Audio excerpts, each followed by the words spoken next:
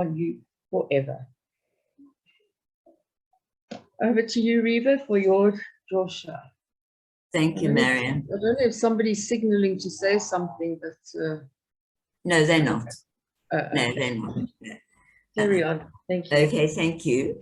Yes, the parasha this week is Shemini, Leviticus. And as you know, on a Friday night, on a Shabbat evening, we don't read from the Torah, which we will do tomorrow. And again, understand that we go through year after year what happened to the Jewish people in ancient times.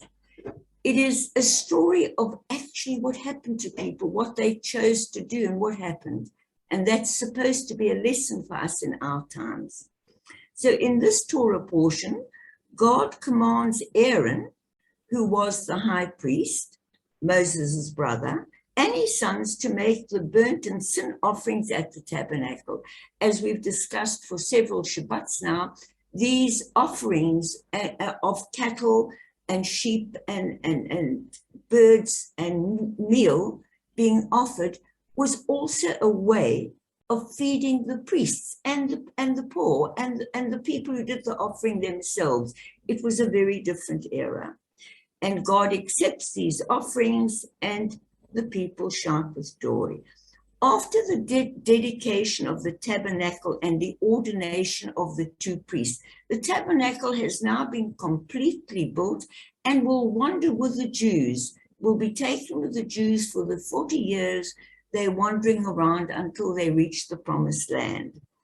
Two of Aaron's sons bring a fire before God and a strange fire, something that wasn't part of the normal routine. They decided to bring something strange with them, a strange fire, a strange incense, and they were consumed by the fire. This is one of the great tragedies in our Torah that rabbis have spent centuries interpreting and understanding. Aaron's sons died before his and Moses' eyes when the tabernacle was complete and they were actually doing a service to Hashem. And this is such a tragedy, and it has such a message that I'm going to be leaving that to discuss tomorrow morning. But equally, this Shabbat is about the laws of kashrut. And also, very importantly, people have never understood, many Jewish people, why are we forbidden to eat certain foods? Why? And so this is what I'd like to discuss this evening. So God instructs Moses and Aaron after the tragic death of the sons, what animals may be eaten and what may not. And this is just shortly what I'm going to share with you this evening, keeping in our minds all the time the tragedy that's going on thousands of miles away to our Jewish family and to our family of humanity. But life must go on, and we must still fight for them to live as well. So let's see exactly, and I'm sure you'll be curious to hear some of the things. So these are the creatures that you may eat from among all the land animals. Any animal that has true hooves with clefts through the hooves and chews the cud you may eat. The following animals who either chew the cud or do not have a cloven hoof, a divided hoof, you shall not eat. The camel, the rabbit, the hare, and the pig. You shall not eat their flesh nor touch their carcasses. Please note, this doesn't mean to say that you shouldn't have a little rabbit as a pet, or you shouldn't have a pot-bellied pig as a pet. You shouldn't eat them or touch their carcasses when they are dead, because this is unclean. Very interesting, from the waters and the seas and the rivers, you may eat all the creatures except those that do not have fins and scales. For example, We are not supposed to eat any shellfish, any prawns, any lobsters. These are an abomination to you, and you shall not eat their flesh. Very interesting, and we're going to discuss what this means. Amongst the fowls, you may not eat a bird of prey that preys on others, the eagle, the vulture, the kite, the falcon, and ravens of any variety, the ostrich. Wonder why? Is that's not a bird of prey? The seagull and the variety of hawks and owls, the pelican, the stork, the heron, every variety, the hoopoe and the bat. You may not eat them. All winged swarming things that go upon 4 legs are an abomination to you.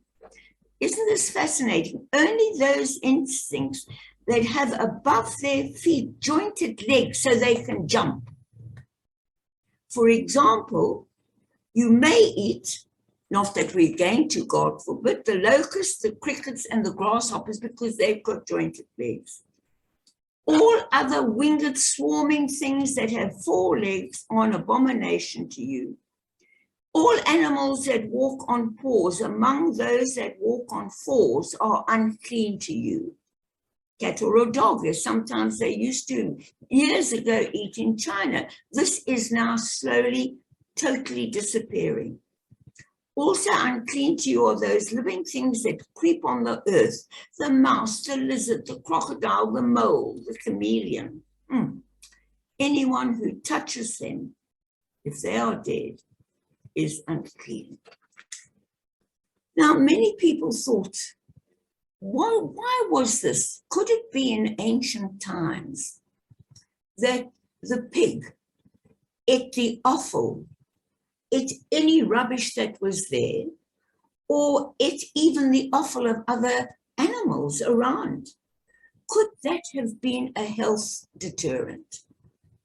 Your seagull ate also any rubbish they could find or offal. They didn't feed upon grass. I really believe that there in those days, that could have been a way of perhaps avoiding a plague or perhaps health. However, rabbis have been into this, and of course in Judaism, when we read these ancient texts, which from a health point of view may not even apply today, we've got to look for a hidden meaning. I respect these forbidden foods merely out of respect to my tradition as a Jew, just like I'm wearing this talit tonight, or just the way an Orthodox Jew may wear a kippah. I think it's a sign of respect. There is nothing wrong with those Jews who choose to eat these things, because now let's look at their deeper meaning. And we're going to symbolize all of this with a poor pig. The poor pig has been really, given a terrible place in Judaism. It is just so unkosher that even most quasi-religious or non-religious or secular Jews or more liberal Jews will eat anything, even shellfish, but they won't eat pig or pork or ham. And why? And there's a much bigger reason in this. It's really nothing to do with eating the animal per se. As we've been told, the pig has a cloven hoof. And if you didn't know the pig in detail, you might well think that a pig eats the wheat or the grass the way other animals do. So the rabbis interpreted this as a way that we today must understand that it's a sign of a person who looks fine outside, but inside is very, very different.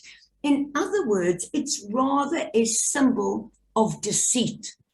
It's rather a symbol of someone who is unkosher mentally. And that's how many rabbis today, both Orthodox and progressive, interpret this, but it is up to the individual which laws you wish to keep. So it's more than simply not being kosher.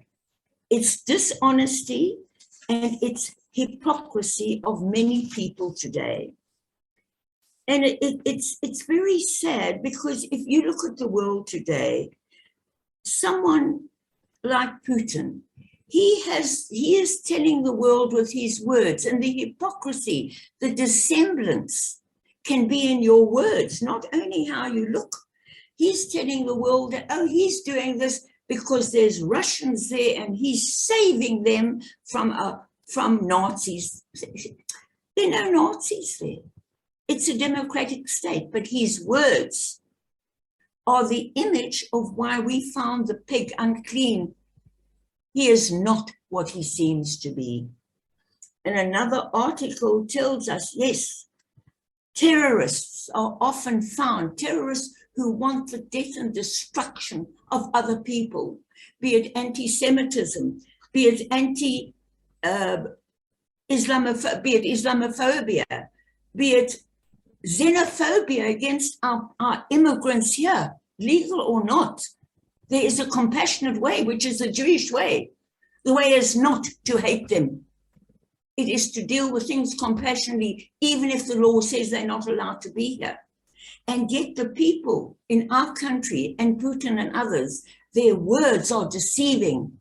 They say we're doing this for the good of all South Africans who need jobs, or we're saving people from the evil of Western democracy and Nazis. This is deception.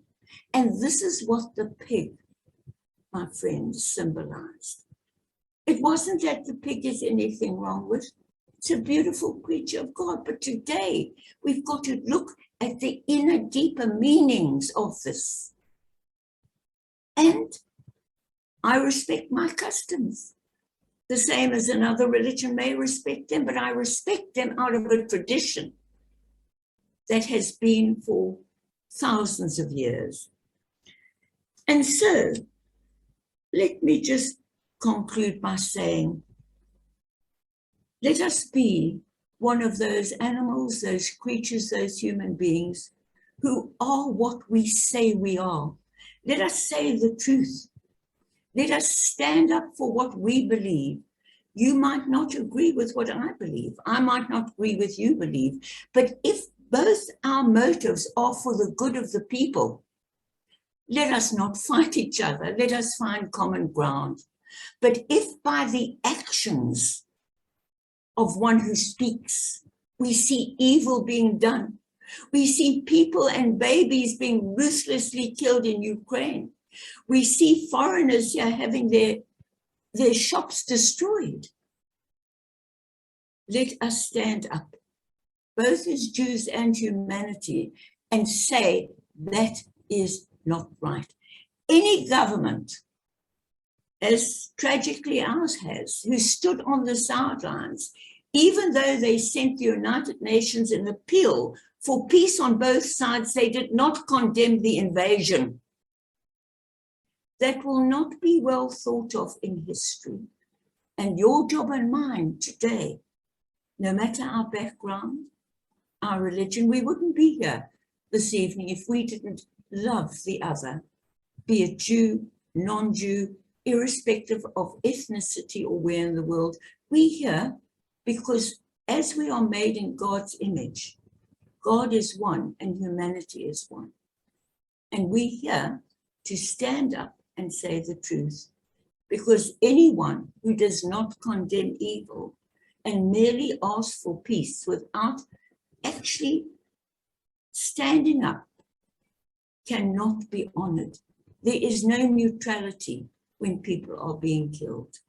There is the ability to say, stop this invasion, stop this murdering of innocent people, be accountable, and let your people, the Russians, let our people, the South Africans, and let all people be a people who, unlike the poor pig who's just a symbol, and I love animals, including pigs, let us stand up for what is right and honorable, both with our words, our dress, our looks, and our actions. Shabbat Shalom. Back